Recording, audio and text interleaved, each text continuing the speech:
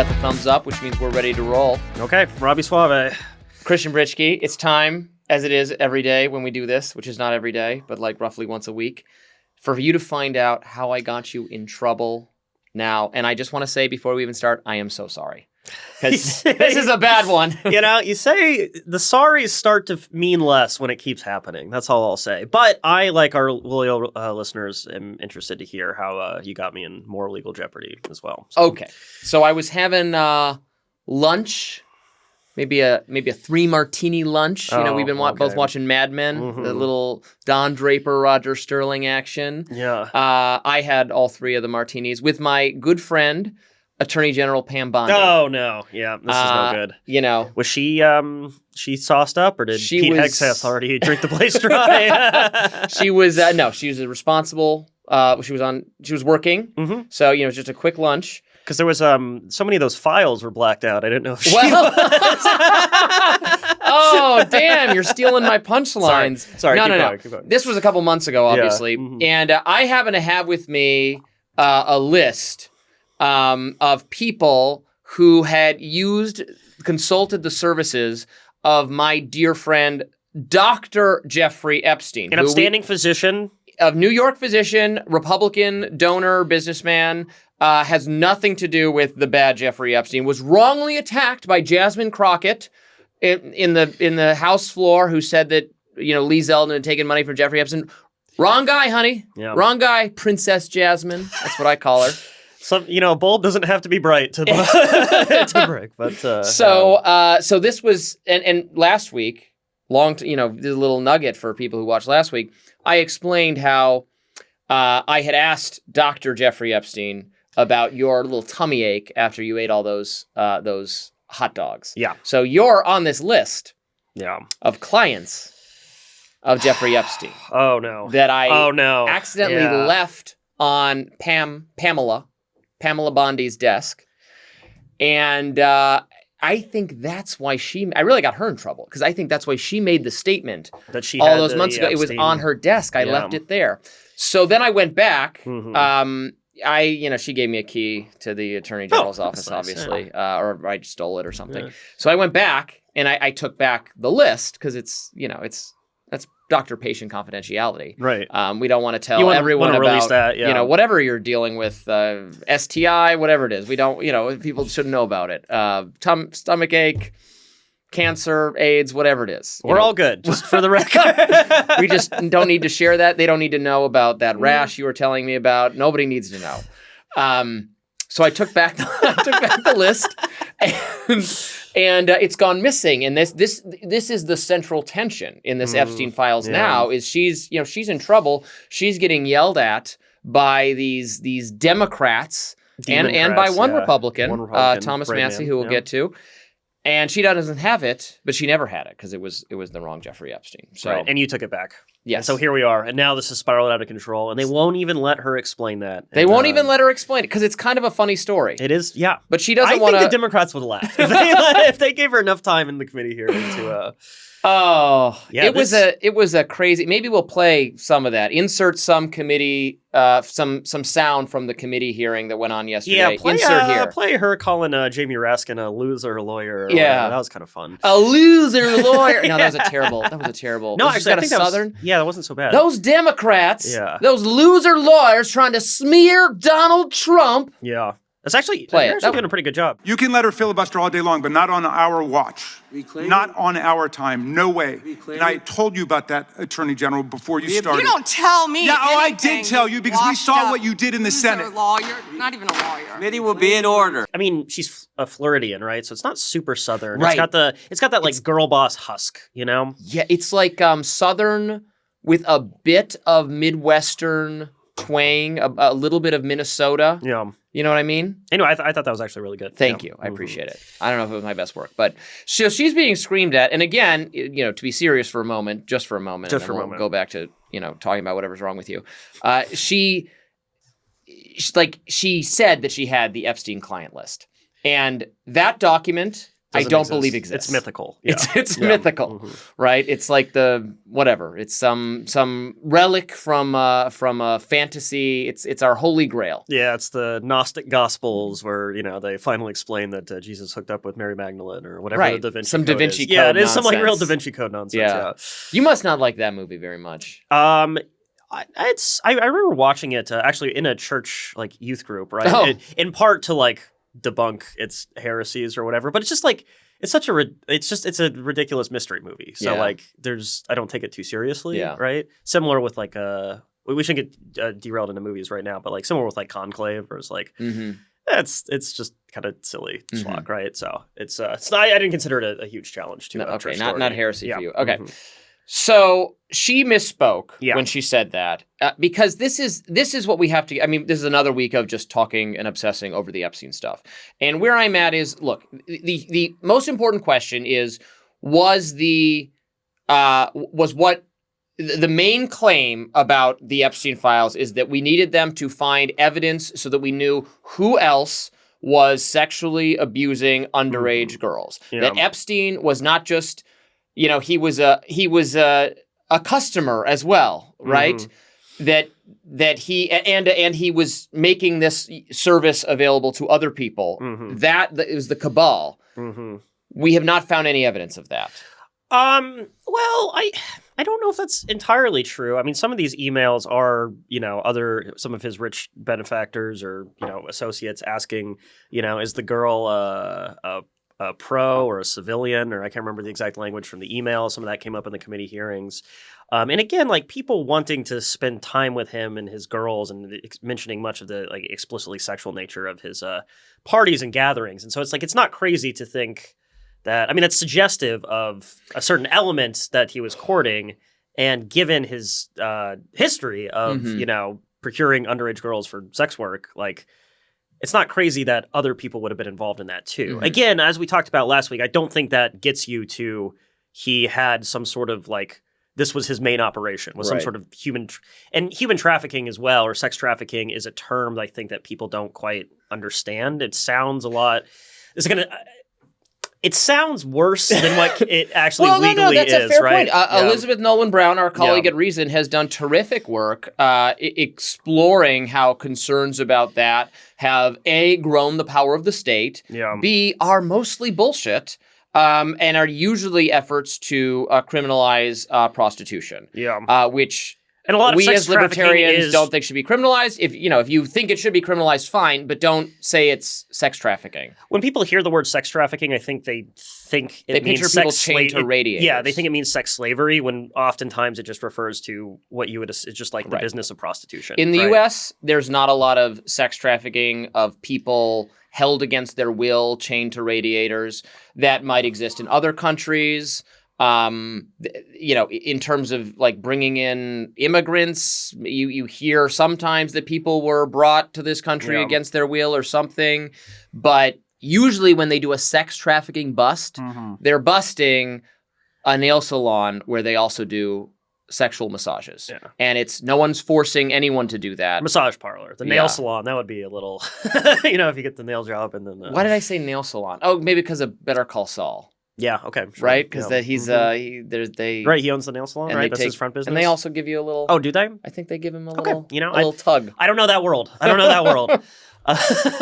But sex trafficking means many things, many of which are, I wouldn't describe as benign, but are more basic elements of prostitution than sex slavery. Right. Which again, you're fine to think should be illegal. Yeah, sure. But it is, but really it's uber left feminists who took the position that all sex or exchanging money for sex is inherently coercive. Yeah. And work is inherently coercive. And so you cannot consent to sex for money in a leftist, in a second wave feminist framing, which is obviously not an outlook I accept in any way, shape, or form. Because if exchanges of money are inherently coercive, well, what if you exchange for favors? I mean, a relationship is in some sense an exchange of happiness for sexual pleasure. It gets kind of weird. Yeah, sure. I mean, I think you can't really separate that from a broader leftist critique of capitalism, which we reject, right? Right. As far as sex work being explicitly coercive, right? Yeah, I would disagree with that as well, obviously. No, you finish your thought though. You're saying that we haven't seen evidence of this giant cabal. Well, and you're saying, right, there's certainly evidence that some of these named figures like this Sultan, who is one of the 6 people that Ro Khanna just got up on the House floor and said, and Thomas Massie had said, highly incriminated by the files. Yeah. And again, what does highly incriminated mean? Was he aware that there were, him and Epstein discussed girls? Didn't necessarily say, sorry to draw this distinction, but in order to say he was guilty of some crime, you'd have to show that he had sex with an underage girl. Yeah. And they're not specifically discussing underage girls, nor are they. No. And this is a yicky distinction to make. Nobody likes when it gets made. Yeah. But the reason, and I keep saying this, people coming at this issue for the first time say it's so weird that he got such a lenient deal in the first place, Epstein. Mm-hmm. But it's not that weird because the evidence was not as compelling then as it is now. Yeah. Because at that time, the victims, these people, these women who stand up and say that we were traumatized and horrifically assaulted and everything, at the time, none of them would testify. Not literally none of them, but they were very reluctant to testify. And in fact, I think there was just one of them who was willing to say that she had claimed to be 17 and she had sex with Jeffrey Epstein. Mm. So that's how they got him. Mm-hmm. The other ones did not say that they were the ones who were underage did not admit that to Epstein. So that's what he went down for because but even that one didn't say she was raped or it was non-consensual. Now she's underage, so it doesn't matter. Yeah. But the idea that it was all non-consensual and he knew we were underage and he was particularly into underage is something they only claimed afterward when the Epstein estate began doling out millions of dollars to people as a result of lawsuits. So that's an important. So we're applying 2019 and on when knowledge of how depraved he was becomes widespread to everyone in America. Yeah. We're applying that to then. Yeah. So I get a couple of things. You know what I'm saying? I completely understand what you're saying. And I do agree with you. Like this has become a moral panic isn't the right word because it's applied to one single person. Right. But it's consumed too much. It's excited people more than I think it really should. And people are losing a lot of nuances as as it continues to be a story. And none of these nuances or distinctions are a part of me or anyone else saying that Jeffrey Epstein is innocent. Yeah. He is absolutely guilty. He had sex with underage girls. That is rightfully illegal. He should have gone to jail. He should have gone to jail again. May God have mercy on his soul. Yeah. So this is not Ghislaine Maxwell, same deal. It's not in any way, shape, or form changing the narrative about them. No, but a couple things I would say, just so on the initial deal, I mean, I think the argument is that he got a pretty light deal because there wasn't very good evidence, but also because the DOJ didn't really go looking for good evidence. I know that they didn't. I'm not super invested in the Jeffrey Epstein story, so I can't say if that's the claim that's made. Yeah. And then the second thing I would say is, yes, a lot, we have hindsight because all this other stuff has come out about Jeffrey Epstein, but I think it's still kind of damning for some people who were in his world and knew what he was about. Even if maybe we know more now, a lot of these people who are close to him probably knew a lot about what he was about. You look at Trump's comments being like, "Oh, I love Jeffrey Epstein. He loves partying with young women," right? I mean, come on. There's a lot of winks and nods there. That being said, I did watch I watched too much of the House Judiciary Committee yesterday. It was a 5-hour hearing where Democrats just the most partisan and it's written up as she melted down and insulted them a lot, which she did. It was very unprofessional on her part, but the Democrats were also out of control in this hearing. There was one really kind of silly moment. I hope this isn't offensive, but so okay, here's our real last episode of the podcast. Go for it. Yeah, so one of the things that the Democrats are raking Pam Bondi over the coals for is that there was a document where victims of Jeffrey Epstein, or at least alleged victims, their names should have been redacted and they weren't, right? What is her name? Jayapal? Pramila Jayapal. Yes. She, Democratic representative from Washington State. Silly woman. Go Yes. ahead. Yeah. Super progressive. Silly. Ridiculous person. Yeah. She's excoriating Pam Bondi for this, and she demands, she's like, you release these people's private information, and they're here in the committee hearing now, so please stand up and identify yourself. And it's like, well, wait a minute. If the scandal is that they you publicly outed these people, but then here they are. You can't black box them in real life. Right. It's like, there's a little bit of a disconnect with this political theater here. So there was a lot of that. Some of the Democrats I thought asked more measured questions, but all of this to say, committee hearings in this day and age are just like political theater. So like there's nothing. This was hardly the most ridiculous one we've ever watched. No, and also this, I have zero sympathy for Pam Bondi because this is all just. Already I find her contemptible, but this is all just of her own making. She thought she was so fucking smart, being like, "Oh, I got the client list. Here's the binders of the Epstein files. There you go, right-wing influencer." And then it just didn't go away. Would have gotten away with it if it weren't for literally everyone on the internet pointing out that we already had that information. Yeah, it was just like you see someone who thinks that they're masterminding some strategy when in fact they are complete idiots. Mm-hmm. It's like playing someone at poker who thinks they're about to win big, but they're accidentally holding their cards in front of them, showing you, right? That's what. I gotta stop doing that. So that's how I feel about Pam Bondi, and it's also just kind of like you're the AG, you're the top law enforcement official in the country.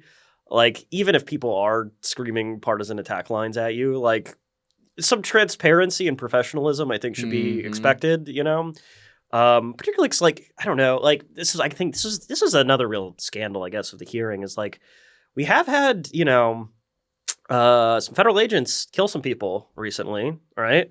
You have the country's top law enforcement officer there.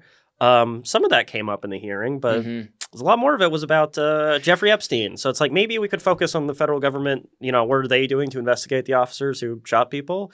It would be nice to get a little more accountability and transparency there. That's a B plot this week. Yeah. Unfortunately, this is. Yeah, we gotta have it out on this one. I know. This is it. But I'm speaking to your point about this being kind of a ridiculous. Yeah. It's not all ridiculous, but it's consuming far too much of our politics. It's consuming a lot, and that will continue.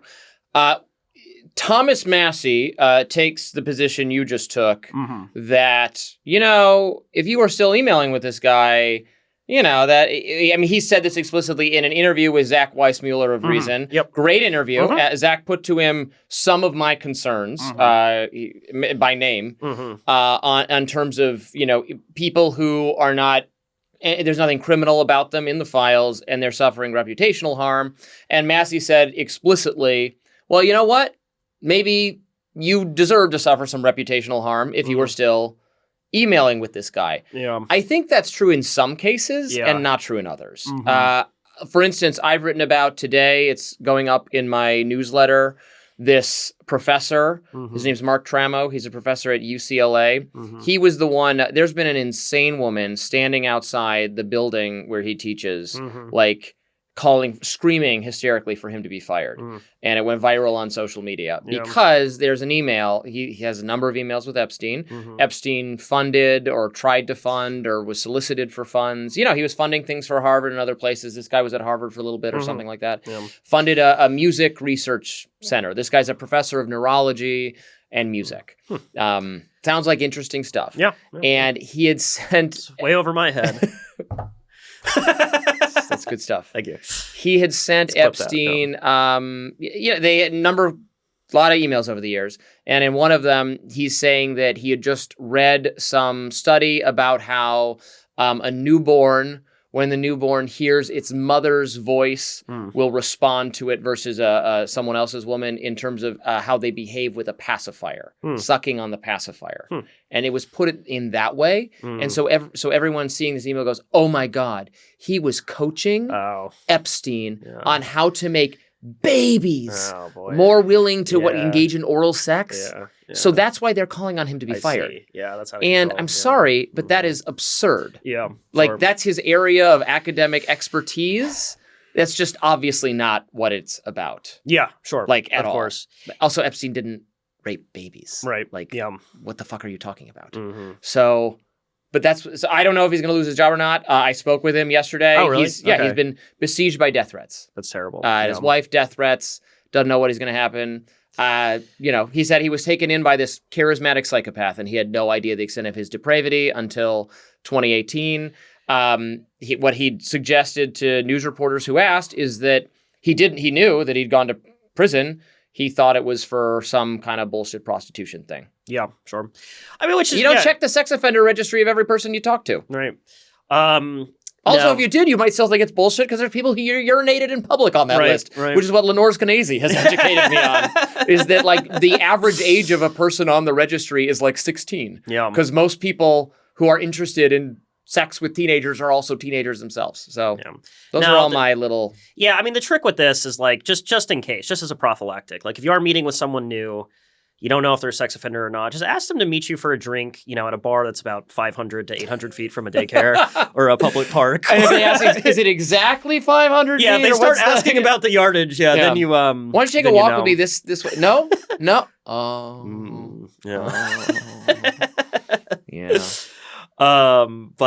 Yeah. That's really unfortunate. And it's tough when these things, I don't know, all sorts of... The secondary, I mean, this does feel very reminiscent of like peak cancel culture, right? Where and it's I don't like know, maybe you're supposed to ask more tertiary. questions about somebody who offers to fund your musical research center and has a shady past. Okay, maybe, but I mean, if you have so I don't know. Again, I think there's some nuance here. So like there's some people in those we're seeing in these emails which like very much wanted to be in the seedy parts of Jeffrey Epstein's world, right? But then there's a lot of people where it's like this is a rich guy giving away money, and he had scientific interests, right? Like he funded a lot of academic stuff, which was not really related to his, sexual depravities, but his other interests, maybe more wholesome interests. And I guess that would include some music and neurology. Yeah. If you're, it's like the line from The Wire, right? It's like, I'll take anyone's motherfucker's money if they're just giving it away, right? Yeah. That sounds like that guy did not, and doesn't deserve the reputational damage he's getting. But I mean, this is the tough part about transparency is like people are going to pick up information and run with it. And so in the Jeffrey Epstein case, on balance, does the disclosures we've gotten justify the risks of people getting caught up in this stuff? I mean, it certainly does if... I don't know. If other people abused underage women and got away with it and nothing was done to them, and maybe it's too late to do anything about it because of the statute of limitations, but we're gonna expose what they did and hold them accountable, then I would say maybe it was worth it. Certainly. If there was a network of powerful, a cabal, I keep saying, of sexual abusers of girls who got away with it, and the least we can do is maybe we can't do anything legally to them, and maybe because of the settlements with the victims, they can't do anything, but we're going to expose them for once and for all. Okay, I get it. Yeah. But I don't know if that's true. Yeah. Mm-hmm. And I haven't seen any evidence yet that it is. Right. And in fact, it has just kicked off more of this, we need more documents. We need because we haven't gotten Trump or Clinton yet. Yeah, and that was another... And they're going to keep trying. Right. That was another really... and that's stupid. It is stupid. It was so, it was very unseemly in the hearing where it's like they just kept accusing Pam Bondi of covering up for Trump. At one point, Ted Lieu, the Democrat, said something like, was Trump, in the presence of teenage or something? And she was like, no, there's no evidence of that. And he's like, ha, gotcha, because I'm sure he was with a teenager at some point. You just perjured yourself, Missy.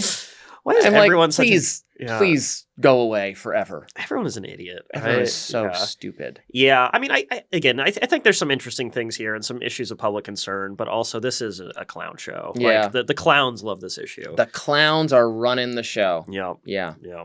Yeah.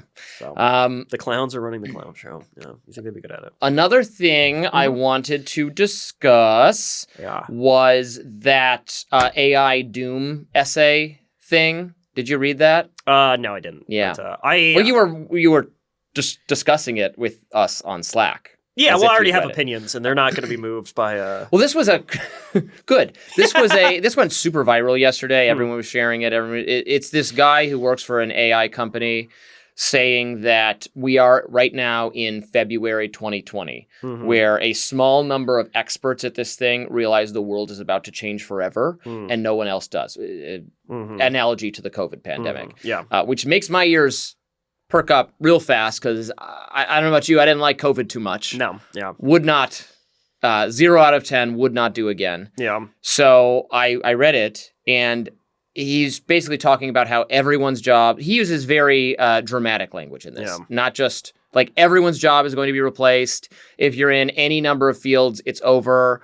The thing he says is correct is if your priors about AI are based on, you know, how ChatGPT or whatever was behaving or images you were able to make a year and a half ago, it is so much more powerful than that, what they're using now, that you're just not talking about the same thing, which there's some truth to that for sure, from what I understand. But then he's also saying like, and then you should pay $20 a month to get the most advanced kind of the AI. Like he's selling something. Yeah, like there's there it is. Right. These guys are hype merchants. These tech people, the way they describe, especially on the negative side, like if you watch that film, The Social Dilemma, about how smartphones and social media has, addicted people and is ruining everything. It's just, they are describing this technology the same way. Nick Gillespie pointed this out to me. Relates to Mad Men. Advertisers. Yeah, sure. The subliminal messaging, The Hidden Persuaders was this very influential book in the 60s about how advertisement was manipulating you and doing some form of mind control that is utter pseudoscience. Yeah. And a lot of that feels very relevant here. Right.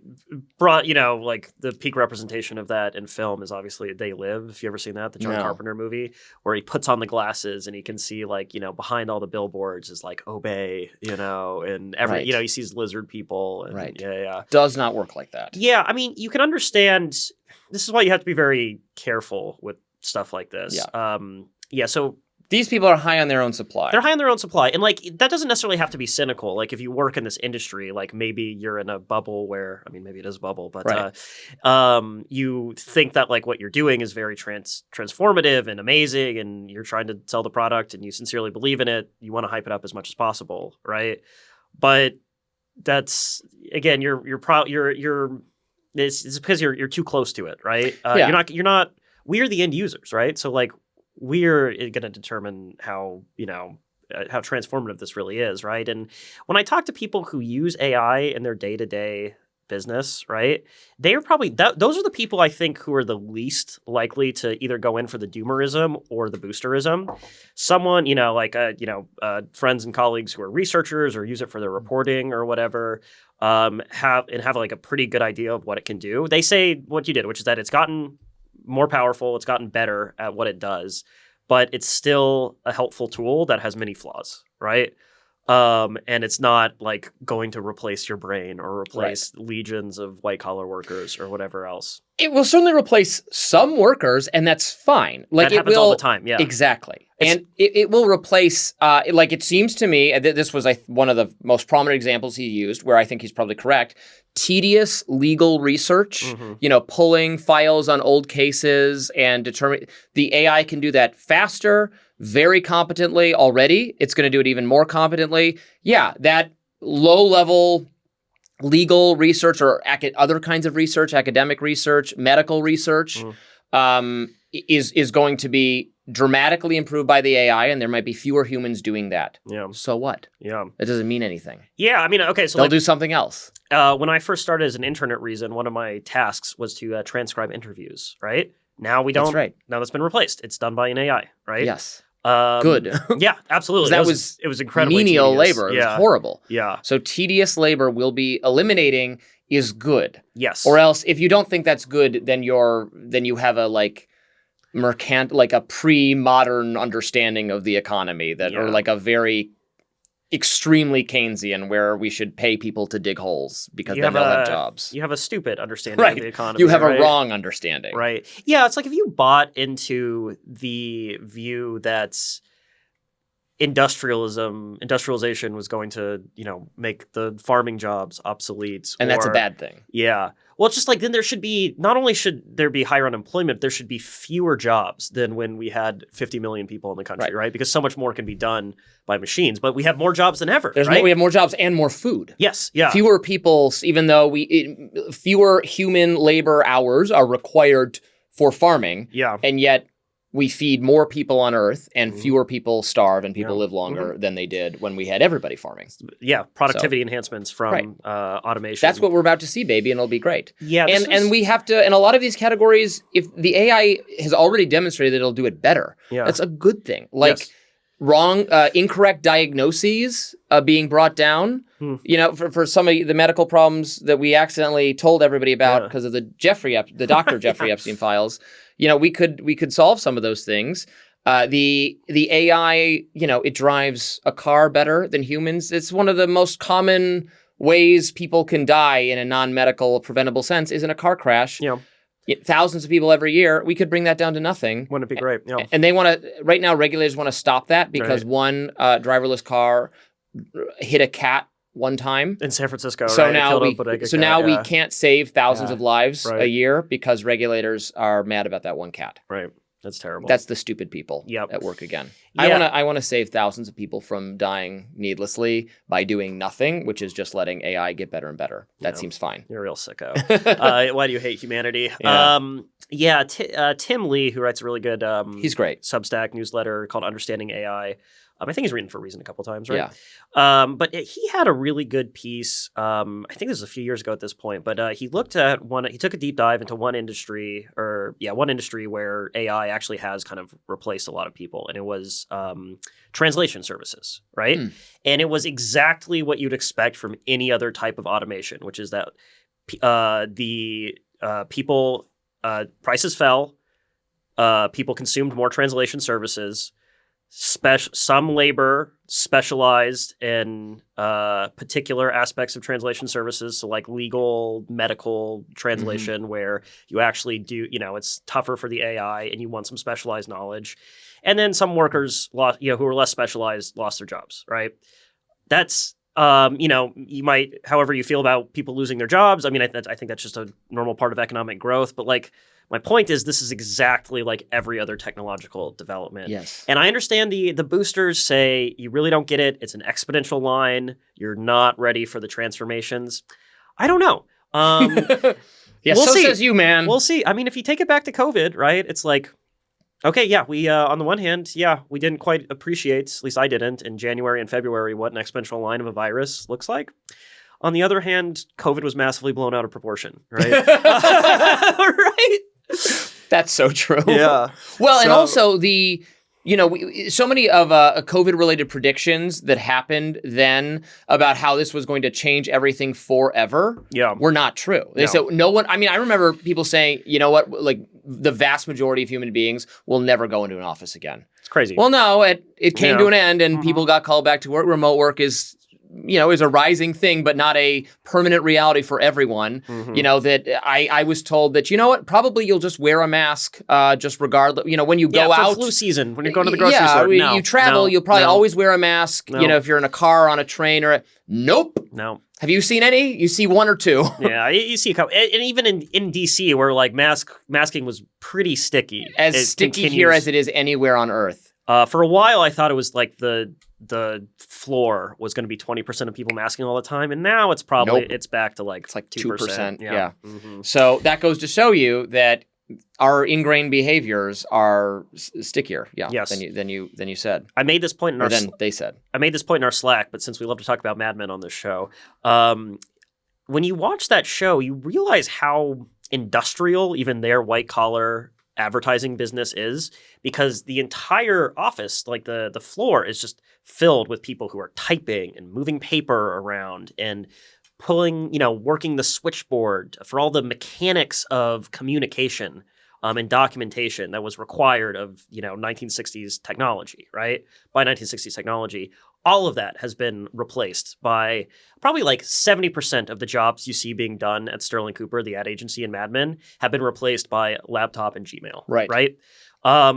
Is there, it would be interesting to look actually at like the BLS statistics. Like, are there fewer people working in advertising? Probably not. There's actually probably a lot more, right? Yes. Because the people who work in advertising now, all the secretaries that you see in Mad Men typing, they're Instagram influencers or whatever else. That's the new advertising job. Yep. The industry changes, the technology allows you to do new things, and either people move on to more productive industries or they just do new tasks in that industry, right? Certainly, and the kind of the category of job we probably want, or maybe not just us, but most people think is culturally significant.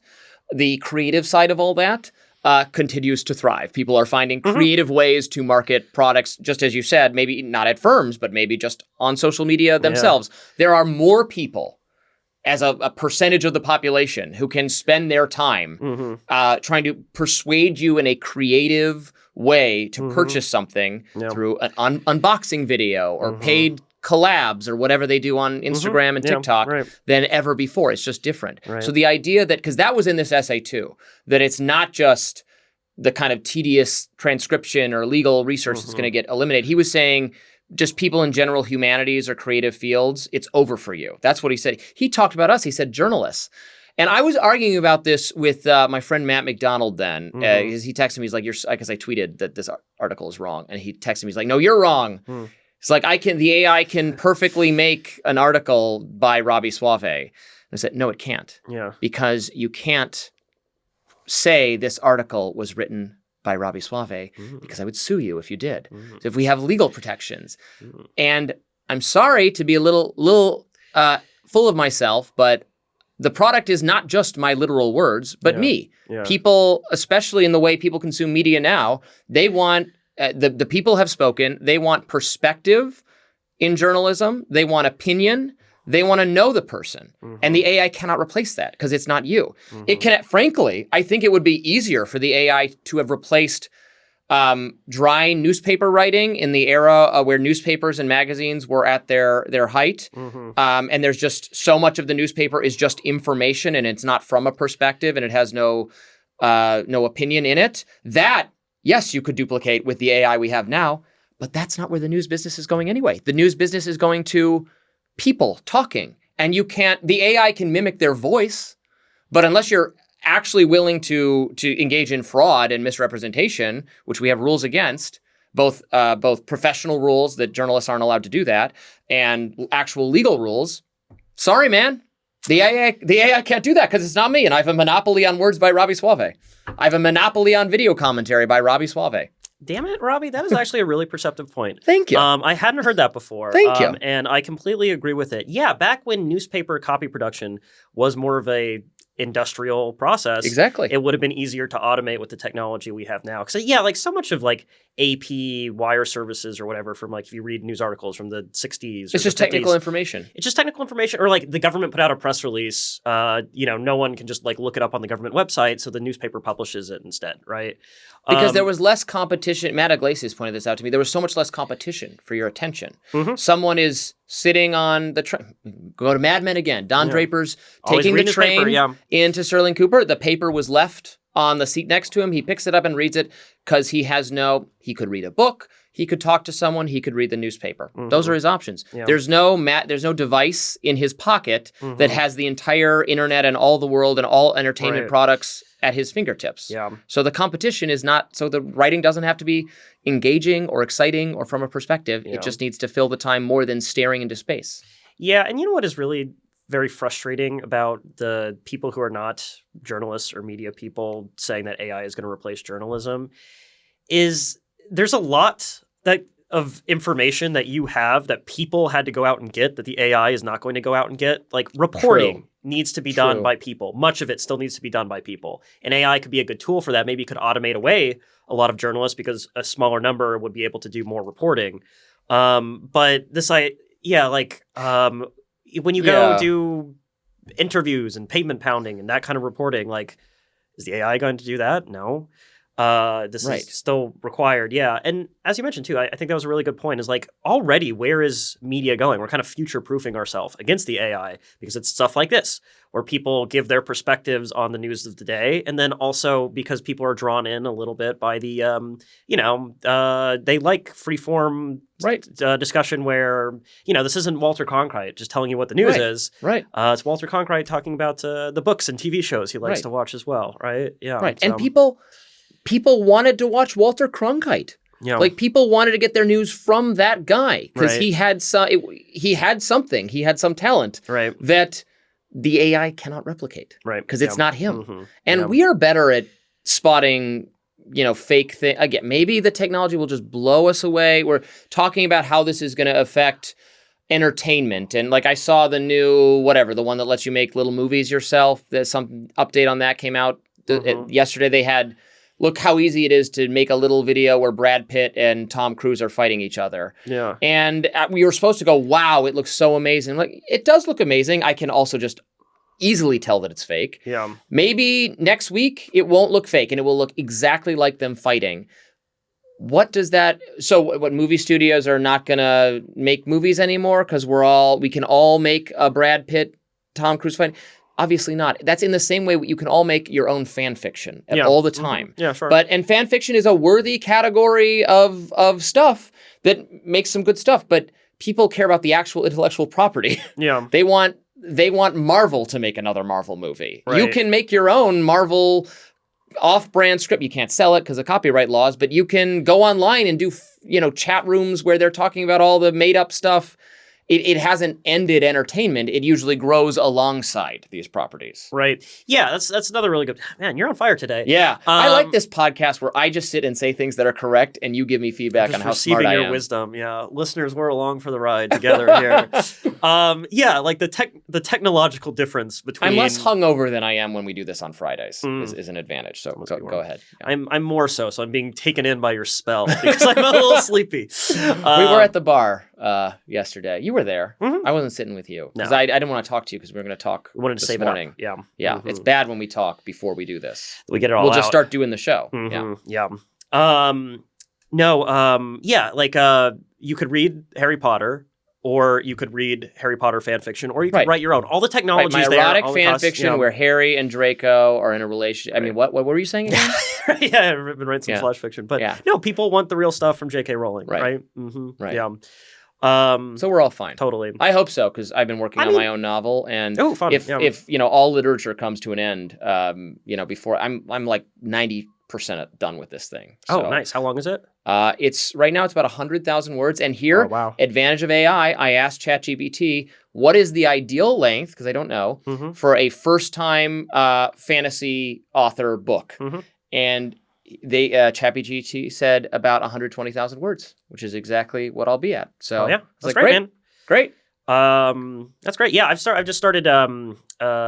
We reinvigorated or renewed our writing group where we do all of our writing projects. So I've been starting to write short stories again. It's a lot of fun. Good for you. Yeah, it's really enjoyable to get back into it. It is fun to do something. You need a creative project. I mean, D&D satisfies that a little bit for me. The Dungeons and Dragons that we do.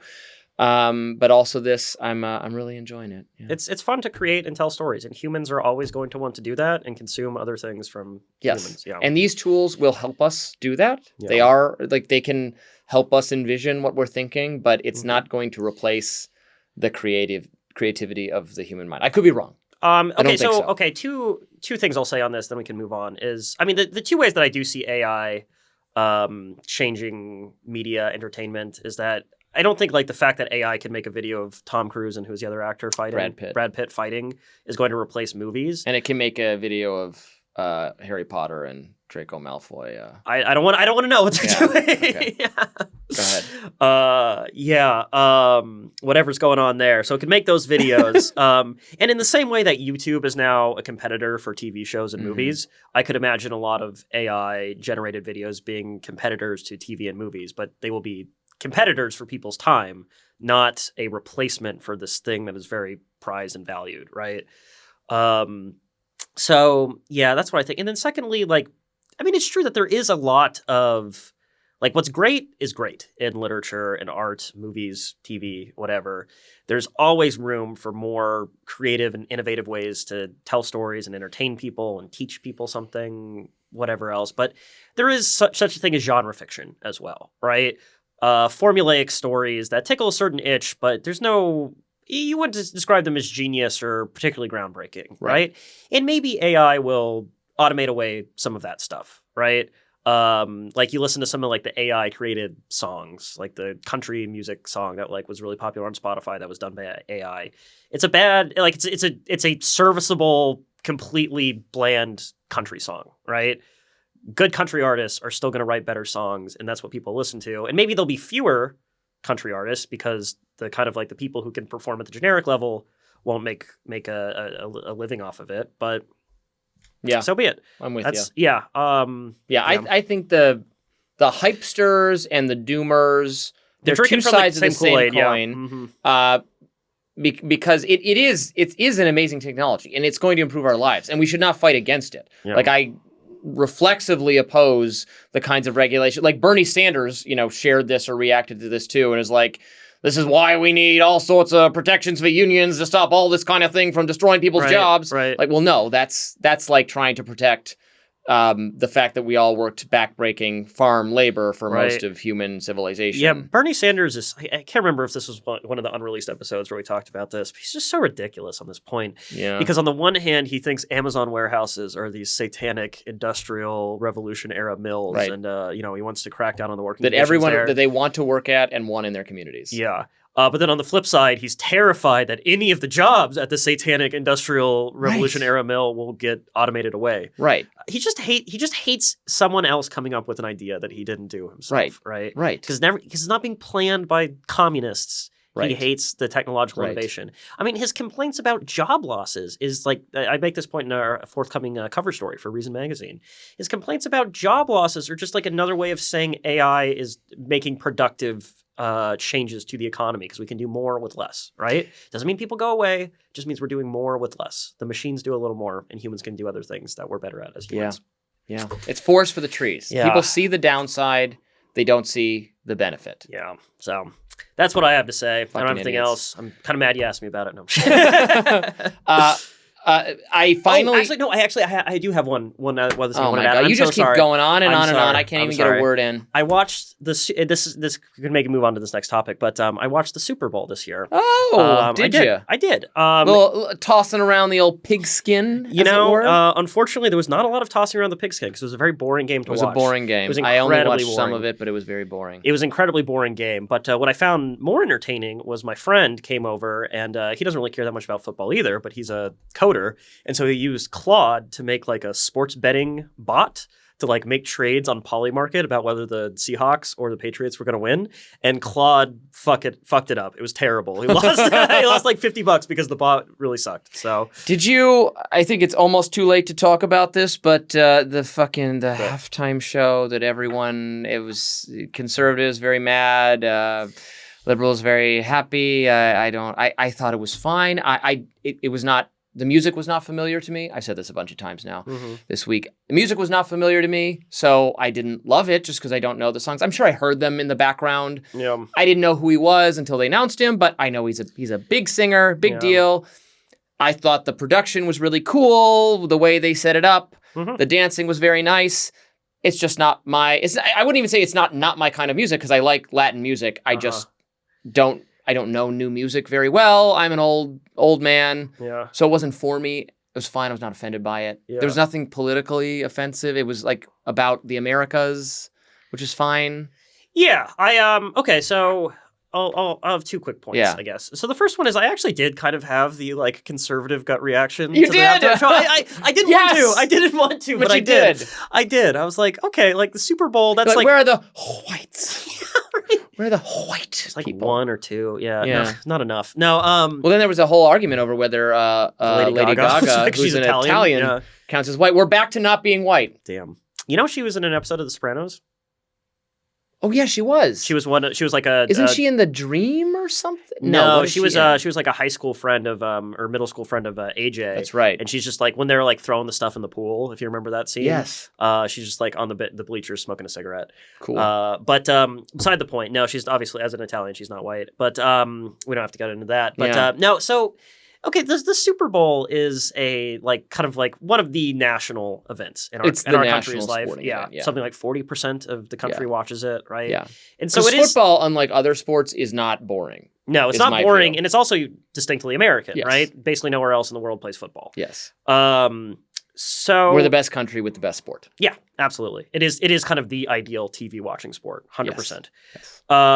So it is weird that you would have a halftime show done in a language that the vast majority of the country does not speak, right? And then secondly, on this day of days, you have someone making a point about how, all the countries are part of America. It's like, no, this is USA. So that was my gut reaction. I'm not going to, make it my life's mission to, complain about the Super Bowl halftime show. And another reason I won't is I think this is a really important point, is the Super Bowl halftime show is not for people who like football. It's not for Americans who like football. It's for everyone else. The tastemakers. It's for everyone else who doesn't like football but might turn on the Super Bowl. Because everyone who likes football is already going to watch the game, right? Why do you have that? What can the halftime show possibly do for you if you're the NFL then?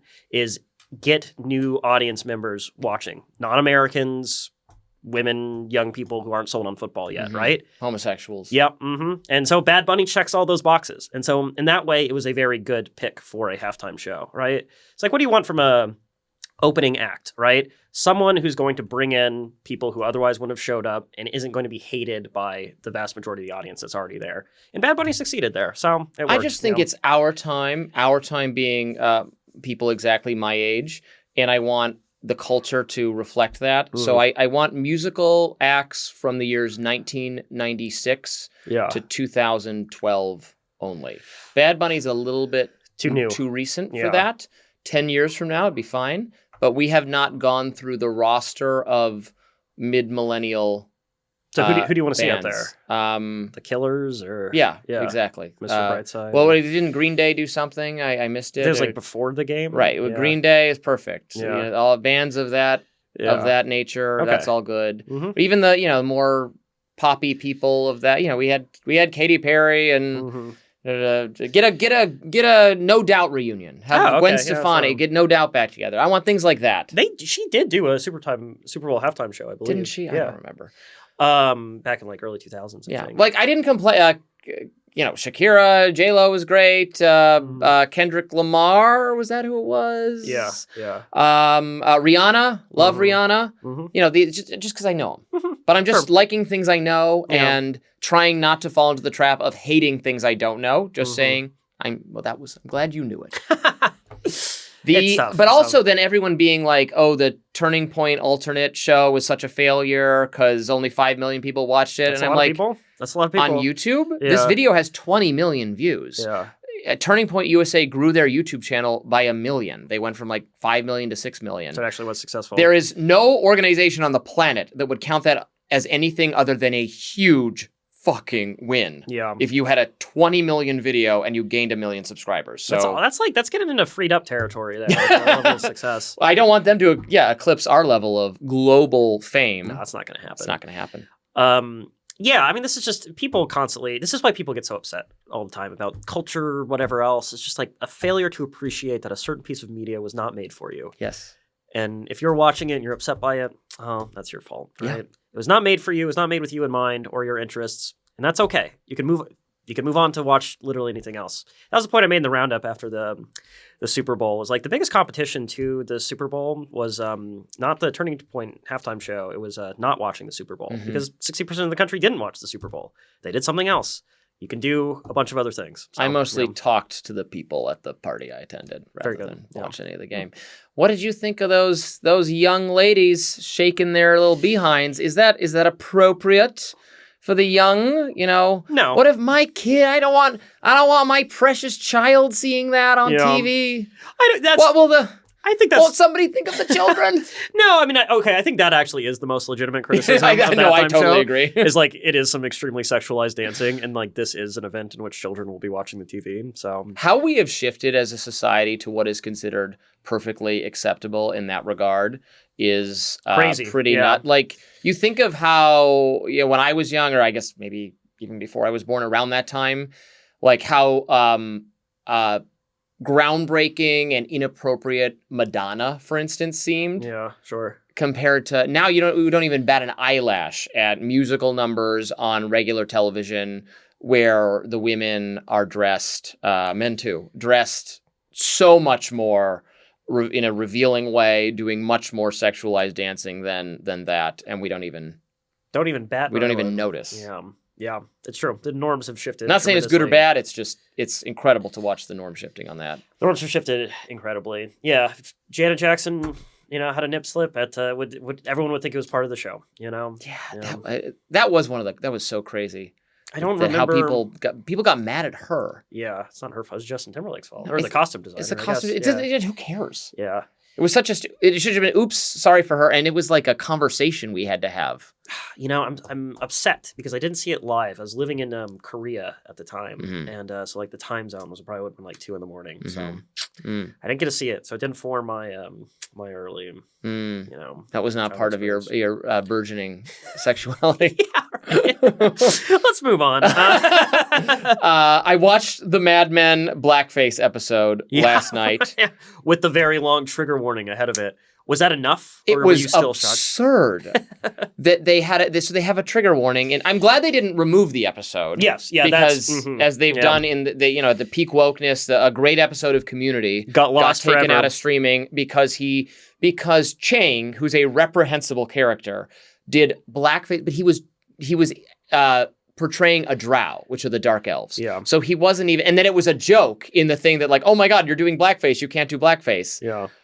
The idea that was so offensive is insane. Right. Like it was a commentary. It was satire on the idea of this being offensive. Right. And they got rid of that. They got rid of a great It's Always Sunny in Philadelphia episode. I know that's not on Hulu, that one, where she's doing, again, Dee, who's awful, is doing like a Latina newscaster, and it's so offensive. Martina. Yes! Right. And it's hilarious. And none of this is an endorsement of blackface, so it's crazy to me. But so I'm glad they didn't get rid of the episode, but you needed a trigger warning for this? It's like 2 paragraphs long explaining how the writers of the show are trying to, are earnestly offended by the blackface and they're trying to show the racism. It's like, of course. Duh. Right. Yeah. I don't think the HBO writers from a decade, 15 years ago, or I guess it wasn't on HBO, like were, huge fans of blackface, right? Like, what are you fucking talking about? It's also no more egregious than the amount of just sexism in the show in general that we're not warned about. There's lots of bad behavior. Yeah. There's a lot of it. Like Joan is sexually assaulted in the second season. Practically raped by her. She resists. It's a hard scene to watch. Yes. Yeah. No warning for that. It's when Don's flashback and his origin is revealed that he was in Vietnam with Korea, with this guy who got blown up. Yeah, it's pretty graphic. It's very gory of the guy afterwards. It's gory. Yeah. Mm-hmm. No warning for that. Nope. Nothing. There's no warning for violence. It's so funny if you consider like what has to make it an R rating for a movie in terms of sexual content. In movies, it still will get you bumped up. Language will get you bumped up. Yeah, but the amount of violence that is totally fine, even in like the family-friendly Marvel movies. Yeah. Everything blowing up, robots destroying half of New York, legions aliens. Of people, yeah. As long as there's no actual blood, right? Mm-hmm. No tangible person that you see bleed. Yeah, it's not going to affect the rating. Yeah, it's crazy. I mean, this has long been a like strange aspect of media that people have commented on, which is like we have a much higher tolerance for violence than sex, but now we're getting a much higher tolerance for sex too. And so now I guess like what's the one thing left is to like get more salty upset about racism and racism. Racism. Yeah, right. So what I guess if you like violence, sex, and racism? What then? There's nothing for us, That's terrible. Yeah. I thought that was not to have one of our favorite deviations, but that's what I thought. One of the things that didn't quite hit for me with the Dune movie is that those were PG-13, right? I think so. Yes, because there's no blood or very little blood. There's no sex. Yeah, very little sex. Mm-hmm. No, not with that badass girl boss. No, she's too busy girl bossing to be have heterosexual sex Yeah. with a man. Yeah. Are you kidding me? They No. took out the homosexual sex from the Dune source material too, which is the Baron sterile, raping little boys. There's really nothing for us in this movie, Yeah. is there? No, but I feel like it would have been, because there's a bit in the second movie where the Fremen, the indigenous people on the desert planet, are getting wiped out, and it's part of Paul. Why is Paul like finally deciding that he's going to embrace his role as a messiah, even though he knows it's going to bring disaster to the universe, is because he sees the horrors of the war, right? But like you as the viewer don't really get to see the horrors of the war because it's PG-13, right? And there's not, you don't see a lot of blood or gore. Or right, whatever. they kind of kill that one Fremen lady, or they fight. It seemed not pretty enough. merciful as far as Harkonnens go. I was like, these are very, very torture-happy people in the source material. In the movies, they're just like the American army invading Iraq. So. They're just orcs. They're too mindless to do anything that sinister. I mean, they do sinister things. I mean, they show Fade Rotha decapitating people kind of at random in the. You would not want to work as a Harkonnen low level. No, definitely You're going like, well, you've been assigned to Fade Rotha today. Oh, fuck no. I'm I'm a little sick. Yeah. He's being presented with a new gift knife. No, thank you. Is it a sharp? No, I don't think so. I'll be drawing the Baron's Bath today. Although in the source Nothing bad material, could happen there. you would not want that one either. No. In the first Dune movie from 1984, he the Baron has heart plugs installed on people, and when he tires of you or he wants to enjoy himself a little bit, he just rips Your this heart out? plug out, and you just start bleeding and you start dying, and then he might rape you or something, and he's just got a little bit more personality. Yeah, that's what you want to see. creativity. Nah, it's all sterile now. Yeah. Yeah, that's tough. That's tough. That's something that always bothers me in like sci-fi or fantasy is when the bad guys are just like killing their henchmen like willy-nilly. Hard to find good quality henchmen. You really wouldn't be doing that. Like the what was it? House of the Dragon show. Mm-hmm. Like good. I want to talk about Night of Seven Kingdoms. Good. Oh, okay, good. Yes. I actually just started watching that. Oh, so, great. Yes. All coming together. The first like that first season, there's like the aristocrats are endlessly killing each other, butchering each other in tournaments, or just like killing each other in arguments, and it's like your elite would not be sustainable at all if this is how you were treating each other. I know there was like like Macedonians killed each other occasionally or whatever, but like. This whole thing would collapse if the aristocrats were killing each other as commonly as they were depicted in the show. Interesting. That's an interesting take. I don't know if I agree with that. You don't. Well, it is historically accurate that they did. I don't know that. You're right. No, that the but actual nobility would not be dying off in skirmishes at such a rate. Right. I agree with you on that. And then also, like, I mean, they did jousting and sometimes people would be injured or die, right? But like in House of the Dragon, they do like sword fighting in the tournaments where it's depicted that like it's expected that you're going to die or people will be killed, right? Yeah. That's not what happened. Yeah. What stuck out to me in House of the Dragon, which I think is a pretty good show, although the second season was not as good. I did not watch the George R.R. Martin he gave an interview, a candid interview where he said how frustrated he is with the guy who makes House of the Dragon, and he is ready to disown it and does not like the changes that are coming. He didn't specify. He doesn't like, I guess, changes that are forthcoming. So that's deeply concerning. House of the Dragon is a difficult thing to make into a TV show because the source material is not a narrative the same way that Game of Thrones is. It's a history book. It's a history book, and it specifically includes dueling historical perspectives. Right. That there's a source for the history House of the Dragon that is very favorable to Rhaenyra. And there's one that's very favorable to Alicent, the Greens, and then there's one that is all over the place and has these outlandish ideas about what really happened. So it's hard to do because the whole, and in the show, basically Rhaenyra is just sympathetic, or at least so far. Maybe she'll go Mad Queen at some point. Whereas in the source material, you're almost supposed to, like, the people who like Rhaenyra are almost doing it ironically because she is not as likable. But to make it more of just a good guys versus bad, or to have someone to root for, you have to portray them more in a just those are the good guys, those are the bad guys, and also you just can't portray the fact that like in the history, like the twins who fight to the death, in early in the second season, they're because one's with Alicent and one's with Rhaenyra, and they fight each other and they both die. Like in the book, which is a history, it's like one source says they died in each other's arms, my brother, and then the other history says they cursed each other as traitors and stabbed each other to death in anger, and like there's no way to depict both of those. This is why it works as a book. Unless you were to like make that kind of like the point of the show, right? Kind of like you ever watched True Detective, the first season? Yes, just the first season. Oh no, I watched the first 2 seasons. Yeah, I've only watched the first and the fourth, and from what I hear, the first one is the only one that's any good. Yeah, but the first one is really good. Great. And there's that there's like a bit where the cops are being interviewed and describing this like shootout that happens, and then you, the viewer, are seeing the shootout, and it's not how they're describing it, right? Yes. But you can show like different historical narratives, but you have to make that the point of the show, and that obviously they just wanted to show. Yes. So have a more conventional plot. Yeah, that's why I actually did not move on to season 2 and was a little frustrated with House of the Dragon. Is I just have only so much tolerance for nihilistic dynastic feuds where everyone is a bad evil. guy and there's no one really to root for whatsoever. Well, the antidote to that is this Night of the Seven Kingdoms show, the new Game of Thrones show, which is great. I think everybody's really liking it. I'm really liking it. Very faithful to the source material, which are these couple short stories George R.R. Martin wrote. Takes place in the Game of Thrones universe. It's between House of the Dragon and Game of Thrones, if you're following the timeline. It's cute. It's fun.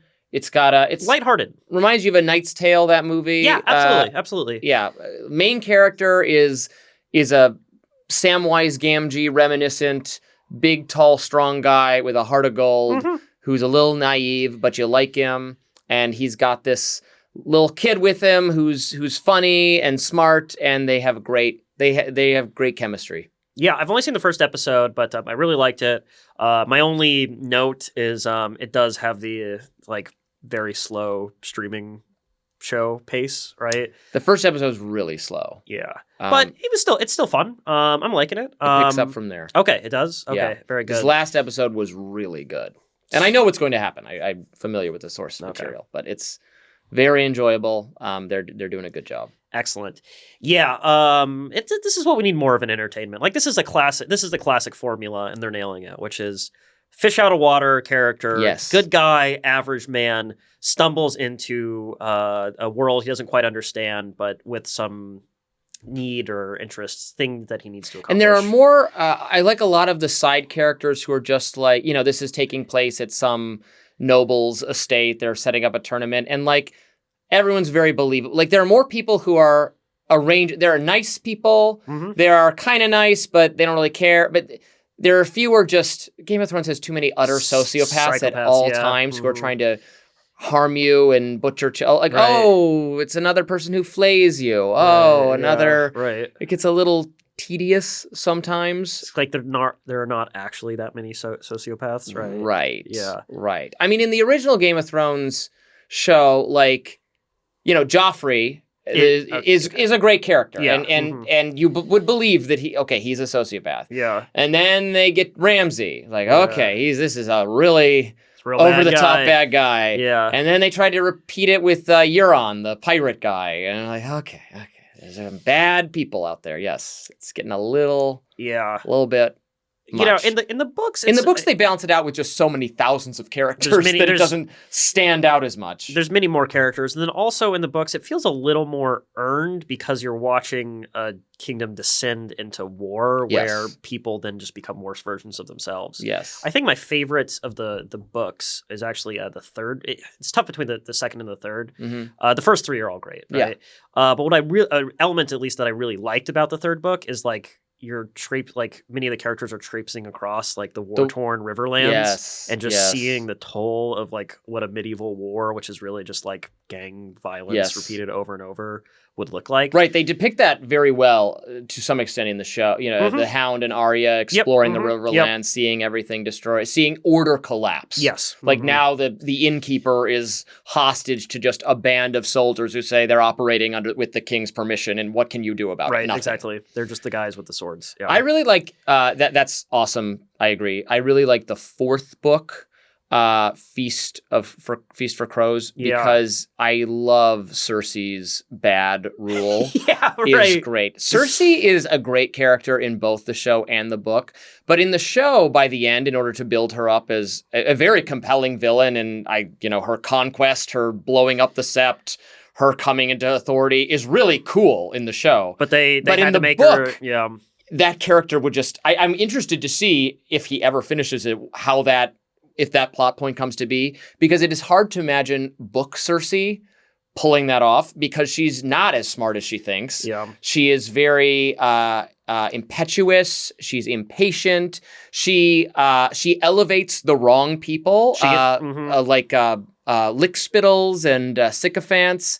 She's very grifters too. She gets conned. Yeah, she gets conned by she's very vain. She likes handsome young pirate. men. Yep, gotta be careful. Gotta watch out for handsome young men. Yes, and it's great. And like it's not really explicit until like the very end when everything collapses. But it collapses on her when she gets arrested, truly of mistakes of her own making. Yep, because she and all the other people are kind of like trying to quietly warn her, like, should we give this church this much power? Like, here are the reasons this wasn't done in the past.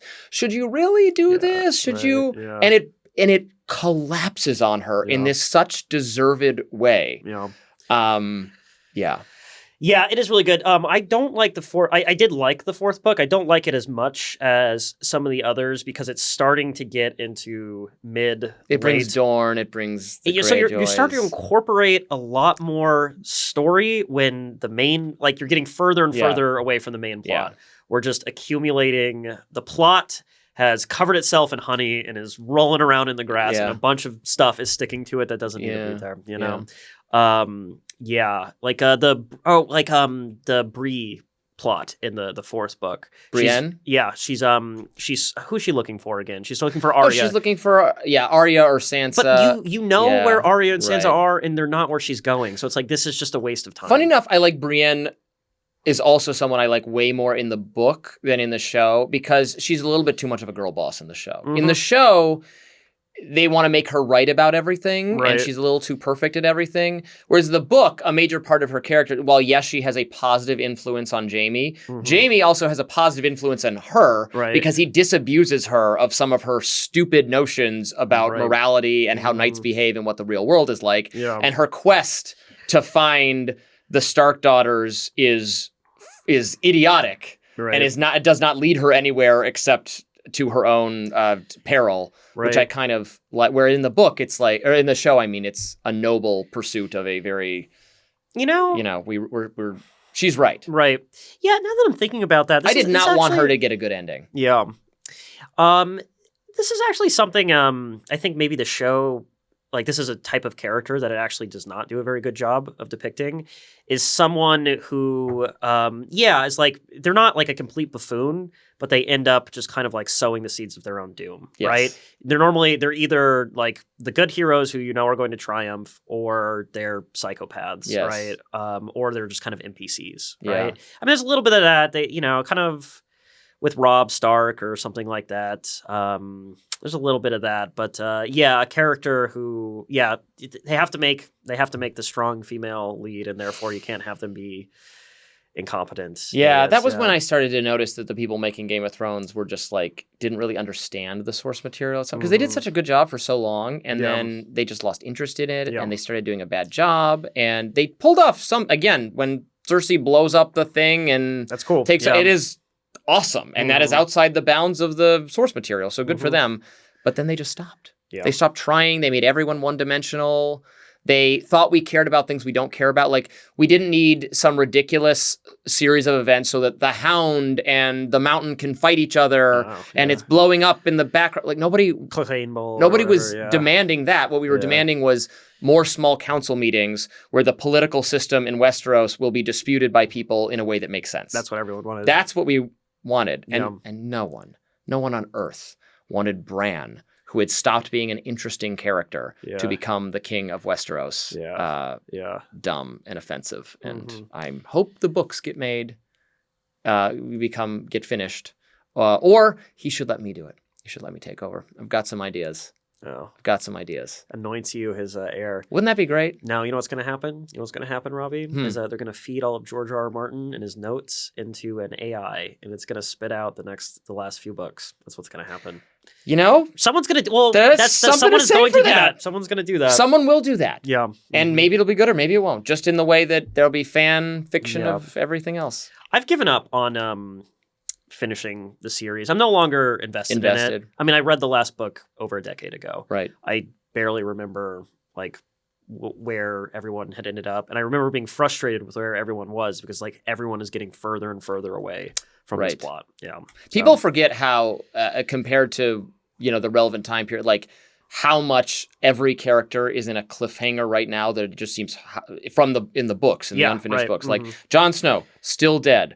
Arya still like blind or whatever with the faceless people. Right. Brienne about to be executed by Catelyn Stark, who's been resurrected as a zombie, which they did not include in the show. No, which is a great plot line. I know that was another one. That was the first time they did something where I'm like, they don't get this. What is appealing about this book? They ruined Stannis' character. Absolutely, 100%. Fucking ruined a fan favorite character, which they didn't appreciate. I love Stannis, and that's why I say the second one is maybe my favorite because that's kind of Stannis at his peak, right? Oh yes. He's just such there's none of this in the show, but he's such a menacing character. Yes. And I don't necessarily mean that in an evil way, but like everyone is scared of him, and terrified of him. All the bad guys, right? Like he's introduced. He doesn't have any scenes, any chapters in the first book, but everyone is just like wary of him. What's he doing on that island? What's he doing on that island? That's how the second book starts too. Is any ship that comes within view of his island gets like captured, right, commandeered, and taken to the island because he's in the thrall of this fire witch. But in the book, he remains skeptical at best of the existence of the fire god and the idea that he would suddenly, after like being in a slightly precarious position, decide to burn to death his only daughter and heir. No. To get a tactical victory over the Boltons is absurd. Yeah. I don't believe that character would do that. No.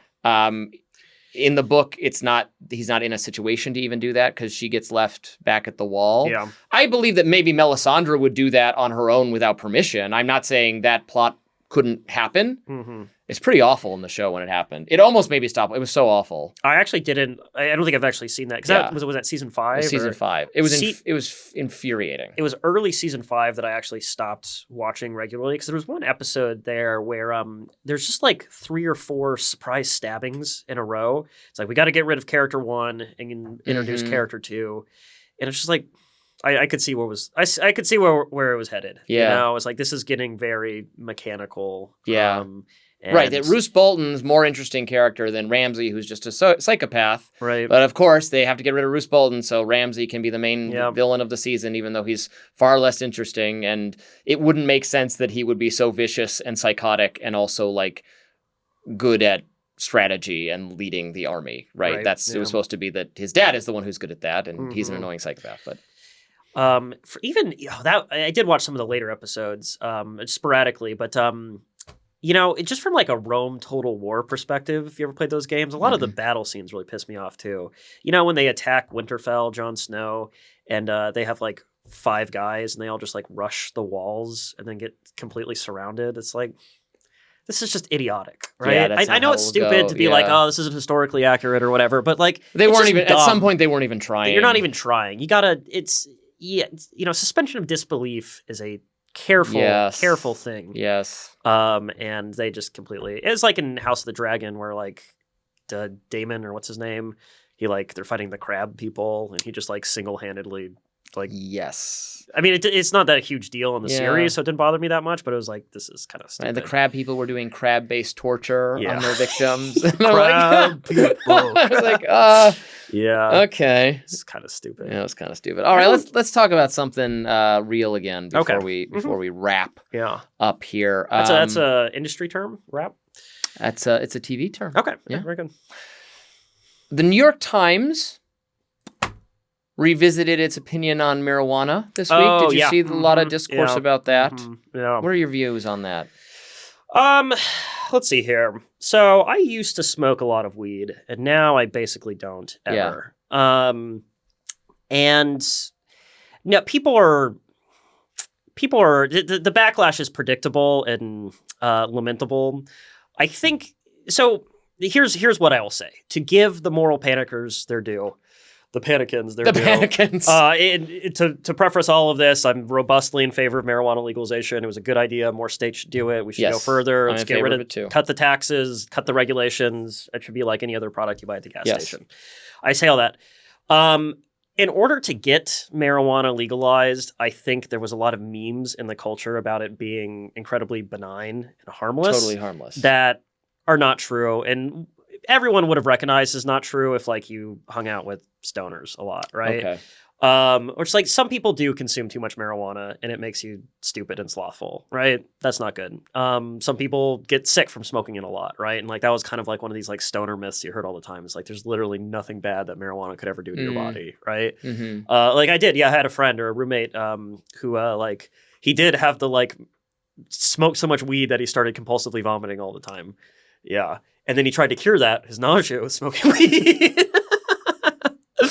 So that's not good. And then also... Right, it can cause psychosis or worsen psychosis for people. Yeah, but but like if you're doing anything all the time, yeah, it's... constantly, Mhm. then it's bad. Yeah. Like that's just Yeah, true right, of yeah, exactly. anything. So this is why If you can't get through your day without it, and if you're, Sagar said this on Sagar and Jetty. Yeah. He had a tweet that's like, if you finish work and you got to smoke a bowl or have a beer, you're an addict and you have a problem. I'm like, am I an addict if I have to have coffee? Am I an addict if I want nicer shoes? Am I what is this? If you are, my definition for whether you're an addict is if you have to reorient other plans. If you are missing work, if you are not following through on family obligations, if you are canceling social engagements or moving them around because you need to have a beer or you needed that smoke a bowl or whatever it is, then yes, you have a problem. Yeah. That's when you have a problem. Yeah. But one beer, I mean, I have, at least a glass, probably more of wine most evenings because I like wine and I have it with dinner. I don't need to have it. I show up to my job, my morning show, then I get up at 6 a.m., go to the gym every day, and I go to my morning show. I don't think I have a problem. I've done dry January before. It was fine. I didn't feel any better or differently about myself when I went back to drink. Like, what is he talking about? Yeah, this happens a lot with legalizations or the relaxations of taboos, where people realize like, okay, the system we had for controlling this is unjust and we should get rid of it, but then they don't really anticipate that people are actually going to want to do this stuff in the open, right? Well, right. The idea that legalizing it would Actually lead fewer people doing it it was always stupid, make right? sense. Yeah. I mean, prohibition, for all its many, many harms, like does reduce the number of people who are going to be using drugs. But I know people who, we both know a lot of people who smoke marijuana or consume and it are edible, completely fine and are productive, like thriving beyond all. Yeah. I don't frankly know anyone. I'm sure there are people. I don't know anyone whose life was destroyed because of weed. I know people whose life were destroyed because of other substances, but not weed. Yeah. Alcohol. I mean, alcohol is still, if someone's going to be addicted to something, you would hope they would be addicted to marijuana, not alcohol. And also because the argument for, in my view, for government action on something should be to mitigate harms to others, or third-party harms.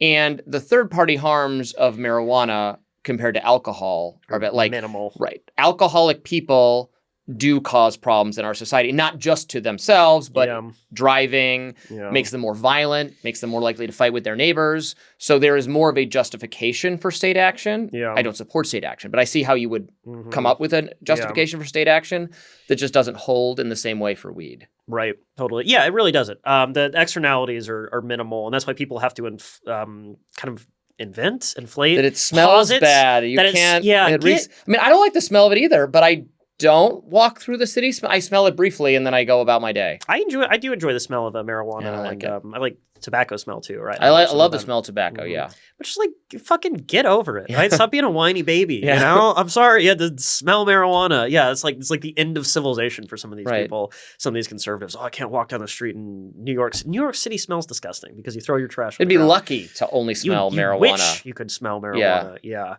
So that complaint I don't get. I do think that like there's plenty of people out there who smoke too much weed and you could do something better with your time. But like that's not really a political opinion. That's just like that would be my advice to someone. And also I think like the very regulated legalization that we've had in a lot of places, I think makes marijuana it makes the problems of marijuana worse, right? Than if we had a more free market. Do tell. Yes, I will tell you. So marijuana is much stronger now. It is. It was, right? It is. But it's not some inherent feature. And so it makes sense. Like free markets are going to give people what they want. Some people are going to demand much stronger weed, right? So it makes sense that there would be some product that gets stronger and stronger. But alcohol, not every drink served in America is Everclear, right? Grain alcohol. People like drinking beers and non-alcoholic beers and 2% beers, 4% beers, whatever, right? There's a huge market for, the marginal user who wants to have a beer or two, a little bit of a buzz, and not have a bunch of liquor, right? But that's because we are relatively permissive about alcohol and tax rates and all of that, whereas marijuana is not. It's very heavily regulated of who can sell it. Taxes are incredibly high. And so you've just basically priced the marginal consumer out of the market. And so the only products on the market are very high THC for people who are steady users. And it's very frustrating because I would like to get a little high every once in a while, But anytime I go into a dispensary here in DC, I'll ask them, I'm like, what is the lowest grade, which is very rare, but it's like, what is the lowest grade marijuana that you have, right? Like, what is the weakest stuff that you could sell me? And it's always like, we got some 20% stuff. Like, that's absurdly high, right? It's crazy. So it's like, but if we had lower taxes and a more free market, then there would be, you'd have the Miller Lights of marijuana out there, you know? So that's why I say it should be like a product that's sold in the gas station. It doesn't, then we'd get some, some weaker stuff. And I think a lot of people who maybe get high and have a bad experience or maybe consuming too much THC would have, lower potency options than they would actually prefer. I've really only gotten successfully high from smoking and having edibles at the same time. Once I got successly, delightfully high. Mostly it just doesn't affect me very much. Interesting. No. No, I can get pretty, particularly now because now it's like it's a horse I can't get back on because I stopped smoking because for a lot of reasons, but one of which is the potency is too high, right? So I'm just not enjoying being high. I just get too high every time. And then now my tolerance is so low that I can't pick it up again, right? Which maybe is for the best, but the other thing I will say is we're in the early stages of legalization. Like society, we need to develop some norms about how to process. We need to trust the process. Stay the right? course. There's some things that I think are bad ideas that the market and people will figure out over time. Like I think edibles are actually a bad idea. Do you? Yes, because I think it's very easy to get way too high on an edible. It's kind of like a product that is perfectly designed to get you too high because it's tastes and looks like candy, right? I'm not saying that it falls into the hands of children. I think that's a much more modest concern. But just you don't understand what it's going to do to you, right? You take a shot of liquor, it tastes like alcohol, and you feel it immediately, right? You eat an edible, it tastes pretty good, and 90 minutes later, you're not that high. Oh, maybe I should eat another gummy because it tasted pretty good. And then 2 hours later, you're incredibly high. And also, people just don't understand the dosage and stuff like that. is actually smoke the weed. That's what I'd say. Yeah.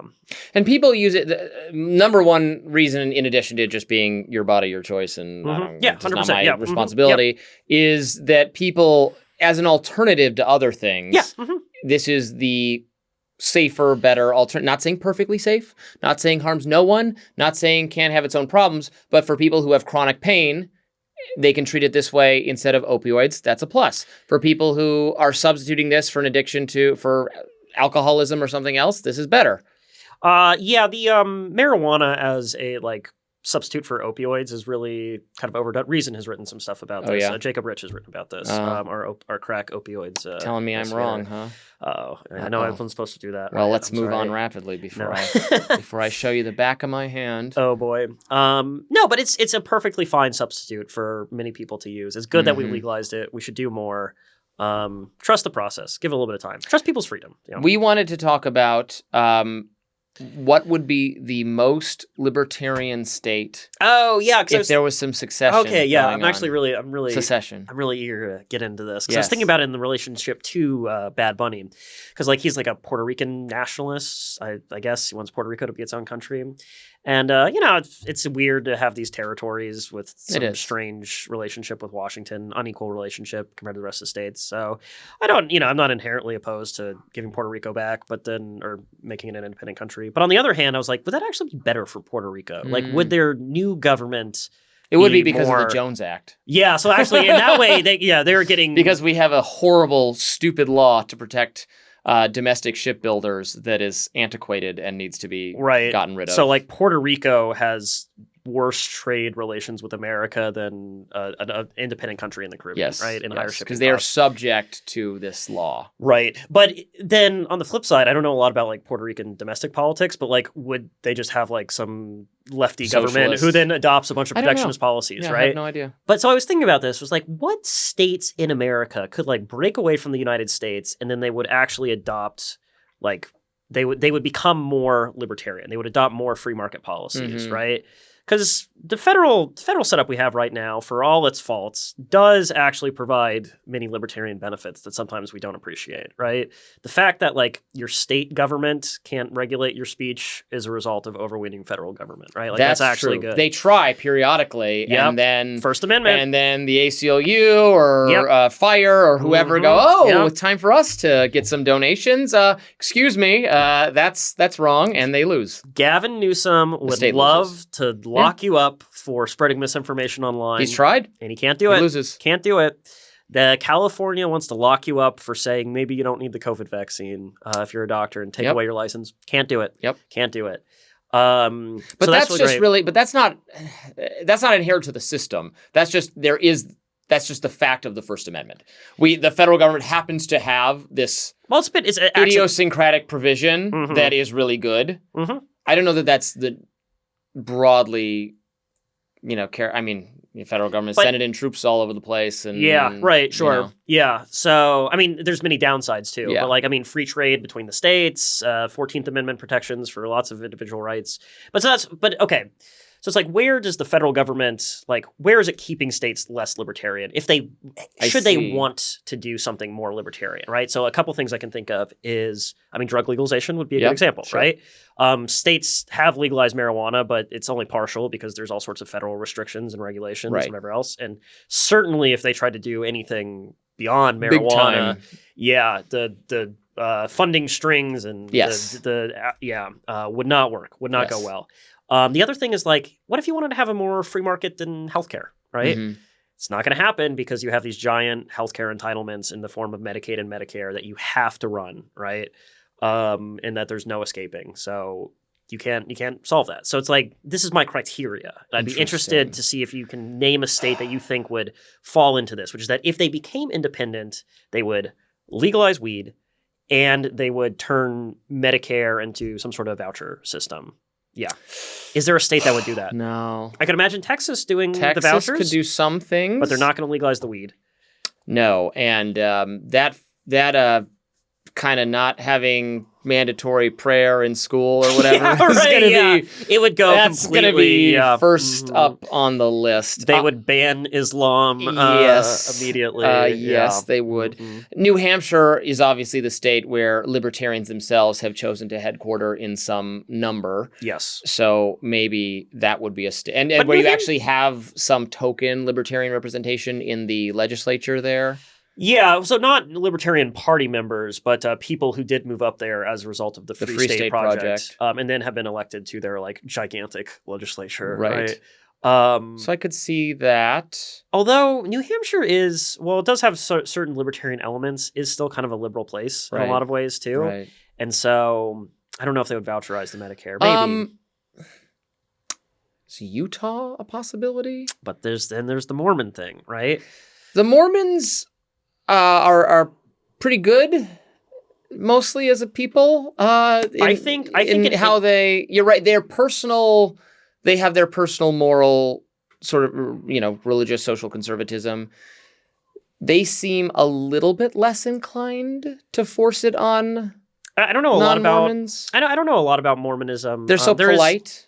There is a certain aspect of like agency is very important in Mormonism. So like sometimes they can lean towards more libertarian policies, but I mean Utah, I used to live in Idaho and like Utah has absurd alcohol regulations, right? Mm-hmm. They've liberalized a little bit, but like there's like special Utah beers that are like low percentage alcohol, like trying to, it's a whole song and dance in order to order liquor at a bar and all this kind of stuff. Again, I haven't been there in a while, so it's like they have liberalized a little bit. But like I assume if Utah were independent, maybe you'd get like more efficient, maybe more free market, Mitt Romney style administration of public services and the death penalty for importing like an 8% IPA. Damn it. All right, so maybe we need a red state that's not as religious, but like a South Carolina or Virginia. If you handed over Arlington, left Arlington behind, then you have what is basically a moderate red state of